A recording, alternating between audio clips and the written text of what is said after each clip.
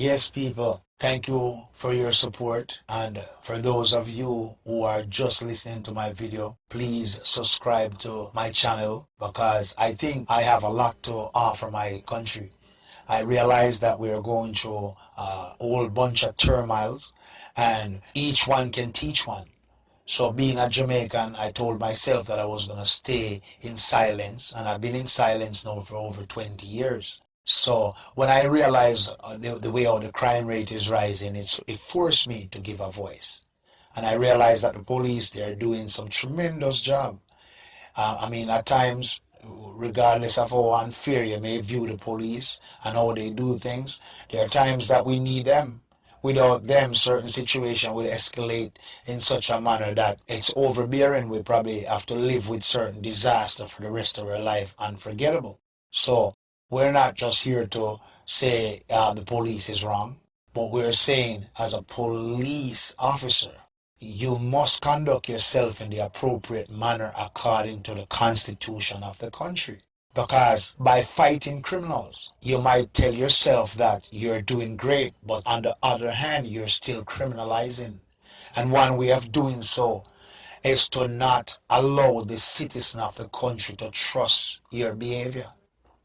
If you are equipped with non-lethal weapons, then you should use them and only use the lethal weapons as a last resort, regardless if you're dealing with the most dangerous criminals. This is just my intake because I am watching videos that are being shown online, by onlookers that are watching the behavior of the police. I am not here to say bash the police, but I am here to say just be careful of how you act because it can create a backlash on the system. It can cause a lot of distrust, mistrust. It can criminalize. It can create miscreants and increants and a whole bunch of other stories. So you must always remember that this is a trained position that you're in, and your only job is to serve and protect by the Constitution of Jamaica. Thank you very much. Please don't forget to subscribe. Thank you all.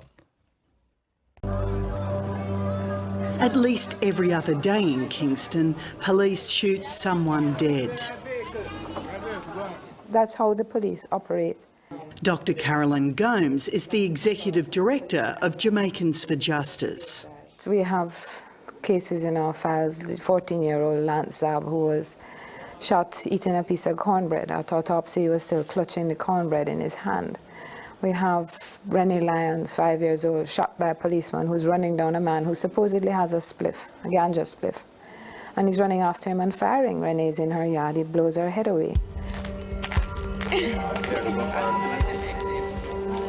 In Jamaica's capital, Kingston, to be young, male, black and poor is an extremely dangerous combination.